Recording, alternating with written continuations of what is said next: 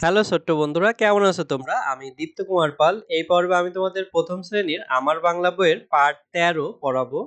দেখো এখানে আছে বর্ণ শিখি। এখানে রি বর্ণটি আছে।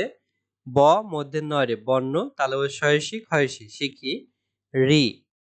দেখো এখানে শুনি ও বলি তালব্য শয়সু দন্তে নয়সী শুনি ও ব লয়সী বলি। তো এখানে আমরা কিছু ছবি দেখতে পারছি। তো এখানে এই ছবিতে আমরা একটি কোকিল দেখতে পারছি। নিচের ছবিতে আমরা অন্য একটি পাখি দেখতে পারছি, ফুল দেখতে পারছি।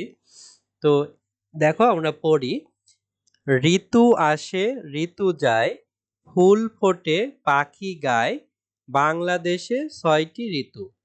তাহলে বিভিন্ন ঋতু আসছে যাচ্ছে, এই ঋতুগুলোতে ফুল ফুটছে, পাখি গান গাচ্ছে।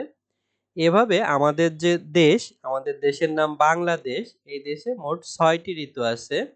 যেমন গ্রীষ্ম, বর্ষা, শরৎ, হেমন্ত, শীত ও বসন্ত, এই ৬টি ঋতু।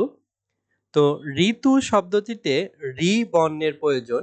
রি তয়সু ঋতু, রি। তাহলে রি তয়সু ঋতু আ দন্তে সইকার আসে, রি তয়সু ঋতু উন্তের জয়াকার উন্তেস্ত যায়, ফয়সু ল ফুল ফকার টয়কার ফোটে, পয়াকার ক্ষয়সী পাখি, গয়াকার উন্তেস্ত গায়, বয়াকার অনেশ্বর লয়াকার দয়কার তালবস্যইকার দেশে বাংলাদেশে স উন্তেস্ত টয়সী ৬টি ঋ তয়সু ঋতু। দেখো আবার আমরা পড়ি, ঋতু আসে ঋতু যায়, ফুল ফোটে পাখি গায়, বাংলাদেশে ৬টি ঋতু। এই যে আমরা পাখিদের গান গাইতে দেখছি এবং ফুল ফুটছে।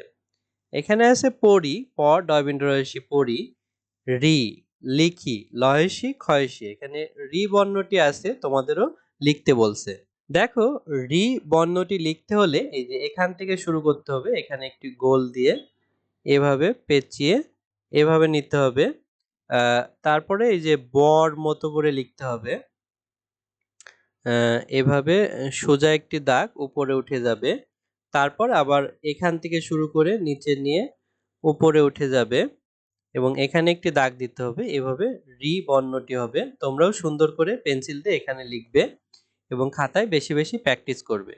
তারপর দেখো এখানে পরের পৃষ্ঠায় আছে, বর্ণ খুঁজে বের করি গোল দাগ দেই। তো এর আগে কিন্তু এই বর্ণগুলো আমরা শিখেছি। তো এগুলো পরপর বর্ণগুলো তোমাদের খুঁজে বের করে দাগ দিতে হবে। তো দেখো এখানে এই বর্ণটি হচ্ছে হস্যই। তো এই বর্ণটি হচ্ছে দীর্ঘ। তারপরে এখানে আছে অ, দীর্ঘই, আ, হস্যু এবং এটি হচ্ছে রি। দেখো নিচে আমাদের বলছে যে সাজিয়ে লিখি। তো এই এলোমেলো বর্ণগুলো আমরা সাজিয়ে লিখব। তো প্রথমে আমাদের অ আসবে। তো অ বর্ণটি এখানে আমরা লিখব। তারপরে অর পরে আ। তো এখানে আমরা আ বর্ণটি লিখব।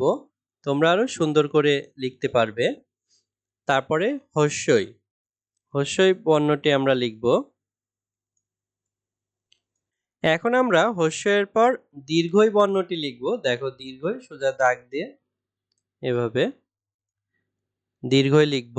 তারপরে আমরা হস্যু বর্ণটি লিখব। দেখো এভাবে একটি দাগ দিয়ে ড এর মতো, তারপরে উড়নি হস্যু।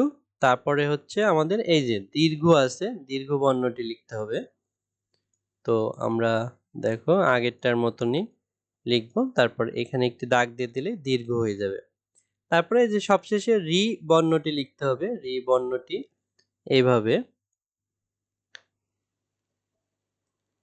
এভাবে তোমরা সুন্দর করে রি বর্ণটি লিখবে।